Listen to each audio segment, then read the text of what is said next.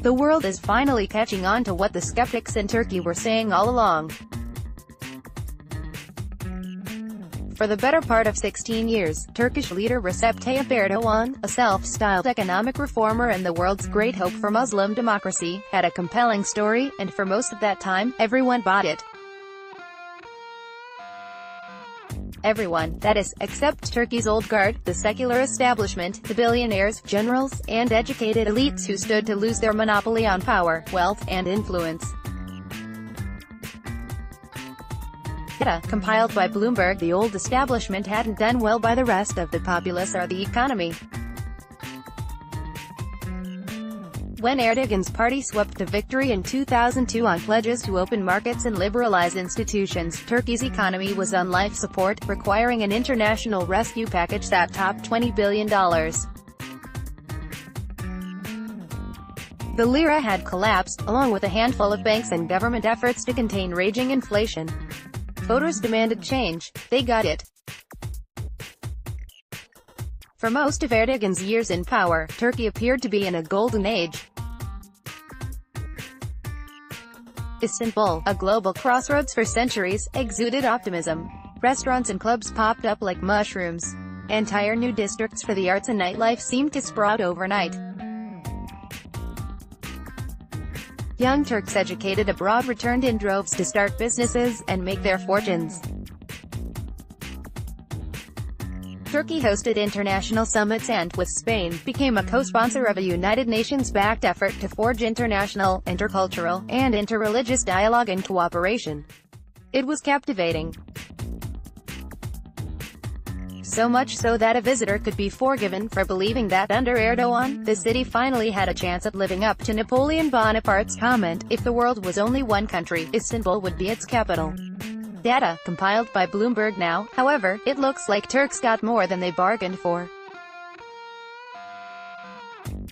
After a run that brought in more than $220 billion of foreign investment, tripled gross domestic product, and returned inflation to single digits, Turkey's economy is again ailing, its democracy even more so. With the nation heading to snap elections on June 24, the lira is sinking, inflation is running at double the central bank's target, and companies are struggling under more than $300 billion in foreign debt. Turkey's ranking on nearly every index of democratic governance has plunged. There's no longer talk of a peace process with Kurdish separatists. Buoyed by a seeming imperviousness at the polls, Erdogan has become ever more autocratic, his style of leadership more personal, prickly, and intolerant. He has ruled using emergency law since a failed military coup in the summer of 2016, jailing more journalists than any country in the world and widening censorship powers to include the internet. Data, compiled by Bloomberg. As Erdogan's resistance to criticism has increased, so has his confidence in his own opinions. The 64-year-old president traveled to London in May to meet executives, bankers, and investors who expected to hear comforting words to calm their concerns. Those hoping for the all-clear are still waiting. The lira tumbled after his blunt public message. He expects to take more control of the economy after the June elections, especially when it comes to the independence of Turkey's central bank. In an interview with Bloomberg Television in London on May 14, Erdogan doubled down on his unorthodox view that cutting interest rates would solve Turkey's inflation problem. He has routinely criticized the central bank for setting interest rates that he says have helped stoke rising prices, an argument that contradicts conventional economic theory.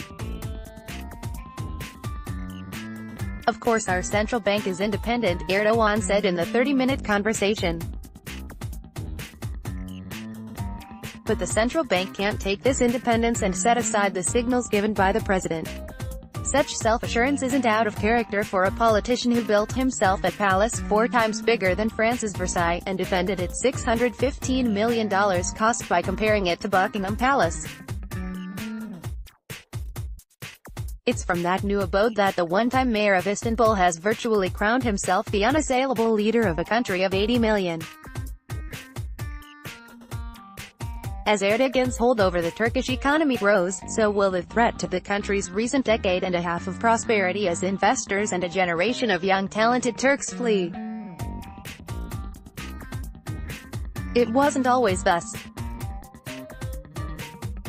In the years after his election as prime minister, investors from all over wanted in. Following International Monetary Fund prescriptions, Erdogan had stabilized the economy and the money followed, helping fuel an average annual growth rate of 5.8%. In 2005, European leaders began negotiations with Turkey for full membership in the European Union, offering the prospect of becoming its first Muslim-majority member. Beneath the surface, though, ran a current of doubt among the elites who profited in the ancient regime.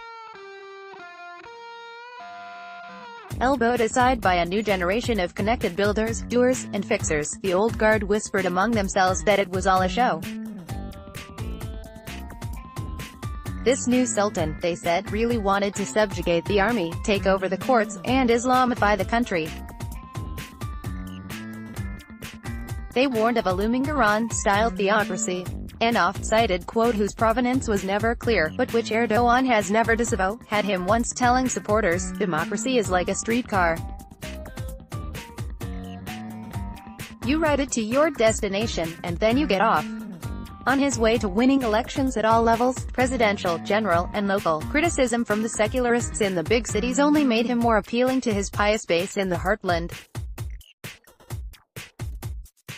The foundations of the Erdogan miracle began to crumble the moment the supremely confident politician realized that people were willing to take their disagreements with him to the streets.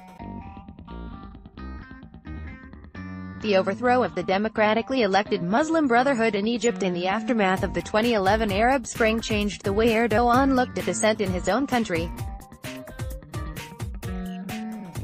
His anxiety found full expression in the increasingly autocratic ways that continue to this day.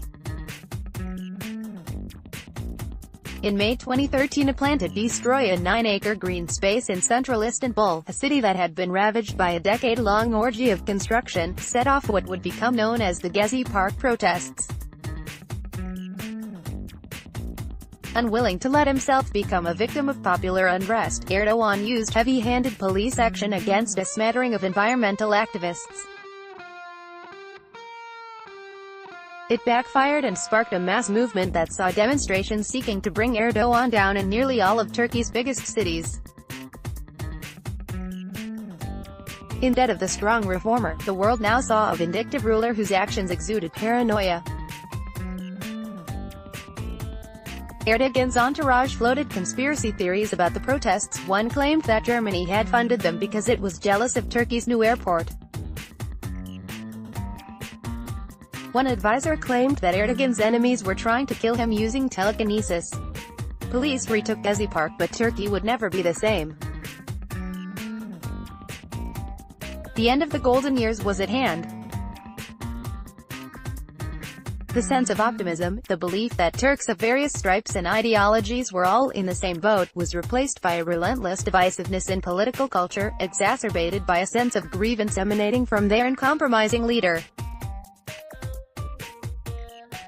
Erdogan has veered hard toward a version of Islamic nationalism that would have been unthinkable just years before. He organized takeovers of major media groups by his allies, backed religious schools, and went on a jailing spree against anyone showing even the slightest sign of dissent. He blocked Twitter, Facebook, YouTube, and Wikipedia. Turkey became the global leader in requests to block content on social media. Some Turks are choosing to leave rather than live in what they fear is an emerging dictatorship. Then the strains between Erdogan and his political partners, followers of a cleric named Fethullah Gulen, who lives in self-imposed exile in Pennsylvania, erupted into open political warfare. Dozens of tapes were leaked alleging corruption among Erdogan's family and closest contacts. Erdogan labeled the investigation led by Gulenist prosecutors a coup attempt. He arrested police, sent prosecutors into hiding, and purged the courts. By February 2014, ministers accused of pocketing tens of millions of dollars in a scheme to help Iran evade U.S. sanctions were casting votes in parliament to give themselves more control over the judiciary.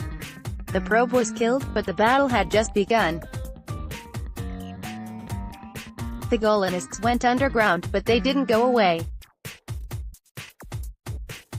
In July 2016, a faction of Golanist officers in the military launched an actual coup, bombing parliament with Air Force jets, blocking a bridge in Istanbul with tanks, and killing more than 200 people.